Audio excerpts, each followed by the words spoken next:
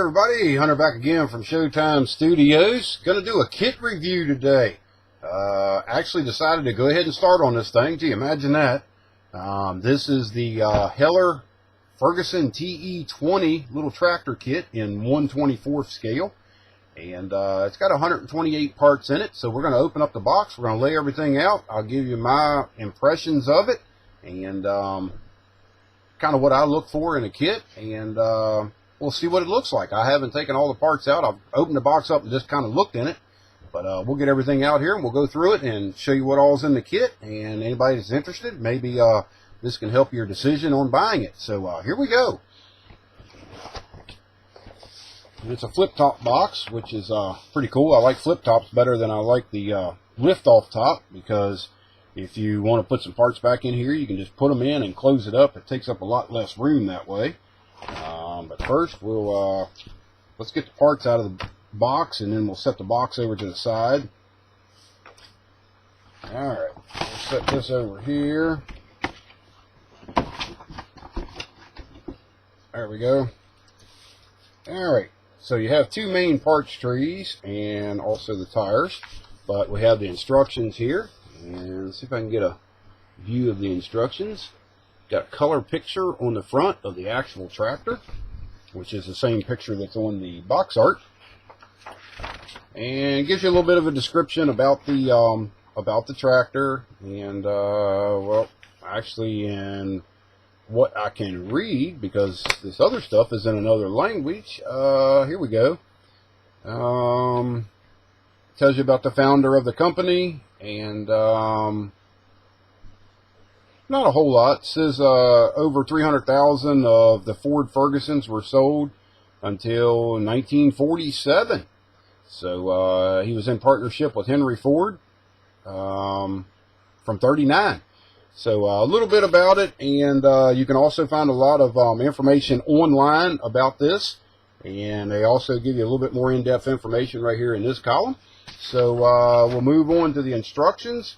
It gives you a paint call out on the first page of the instructions, and a few pointers here and there. Assembly looks like it starts with the engine and the transmission assembly. Then you move on to like the radiator and things like that. I really like the instructions, the way the drawings are laid out, very crisp and clean. It has the color callouts also on the individual parts. And let's see, what are we moving on to now? I see some two-piece parts in here that's going to need some seam work on them, but doesn't look like anything major. So first two pages, you're basically going through the engine assembly. And the first part of page 3 is engine assembly. And then you move on to the front suspension, rear suspension, steering. I see the decals in here, which be careful with these because you're liable to lose them. That's the little decal set, not very big. So mine were in the instructions. So if you get this kit, make sure you don't turn the instructions over and have these drop out on you. Because they're very small, about an inch long, probably about a half-inch tall at the most. So step 37, we're still in the steering and suspension.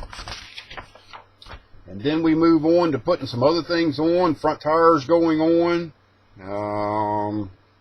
the seat, steering wheel. Then you get into more of the hood, the body panel, stuff like that, the exhaust, which I see gives you two options for the exhaust. It looks like you have an option for the hood also, and optional headlights, so you can put them on or leave them off. And we are on final assembly ends at step 59. So overall, I mean, like I say, the instructions look very good. We move on back. You have a parts tree layout on page 10 and 11 and 12, and then in the very, what is this, the last page? Nope, not the last page yet.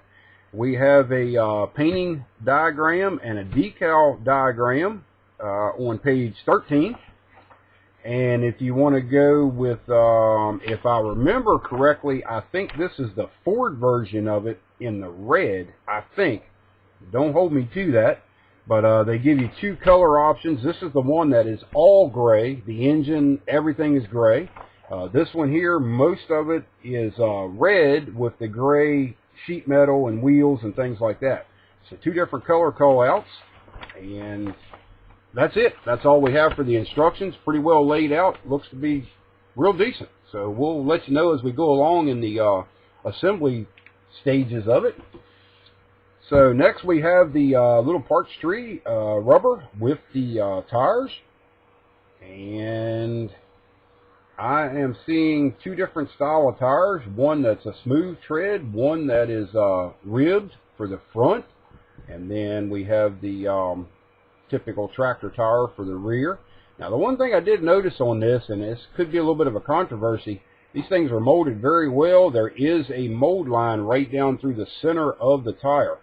I don't know if we can get it to show up on camera there, but there is a mold line right down through the center. If you look at a tractor that is brand new or has brand new tires on it, that mold line will be there. So that's something, if you want to leave it and you're portraying a brand new tractor or one that's just had brand new rubber put on it, that would actually be accurate for your build. But a little bit of flash down here at the bottom where it attaches to the parts tree. Nothing major, pretty easy to clean up. So the tires look real good. Next, we'll move on to the parts trees. They are molded in a very light blue plastic. Really reminds me of Airfix, and if I'm right, I think Airfix and Heller are kind of combined somewhere. But this is definitely the Airfix color. I don't see any flash at all on the parts. As far as I know, this is a new tool, so that's probably why. All the detail looks to be real crisp and clean. I don't see a lot of sink marks or anything like that, just glancing over the parts. But yeah, I mean, it all looks real good. This parts tree's got the wheels on it and some of the hood and some of the sheet metal work and the front suspension. So all looks pretty good. A few mold lines here and there, which you're going to have. Not real bad. They seem to be pretty small, so that tree looks pretty good. And the second parts tree is with the engine and the transmission assembly, the radiator, the seat, steering wheel. I notice there's two steering wheel options on here. So all the parts that come in the kit you won't use because they do give you options. There is the exhaust options right here on the end. There's one. There's the second one. So like I say, again, I think it looks to be a very decent little kit. No major flaws that I can see right now. Looks to be pretty simple to build. And I see a couple sink marks on this. Well, no, that's on the back side of the parts, so no big deal there. Injector pin mark underneath the seat. I don't see many exposed injector pin marks, so that's good. So overall, I think it's going to be a pretty decent little kit for any of you guys that's interested in a tractor subject, which is a little different. I think I would recommend it as far as what I'm seeing right here. So once we get into assembly on this thing, we'll do some update videos and let you know how that's coming along. And if I run into anything that needs to be addressed or I think should be put out there in the open for a tip or a trick, I'll definitely do that. So that's all we've got for this video. Hopefully you enjoyed the out-of-box review on the little Heller Ferguson tractor. So we will get started on this thing soon and keep you up to date. So stay tuned for that. Like always, I thank you for watching, and we'll talk to you later. Bye-bye.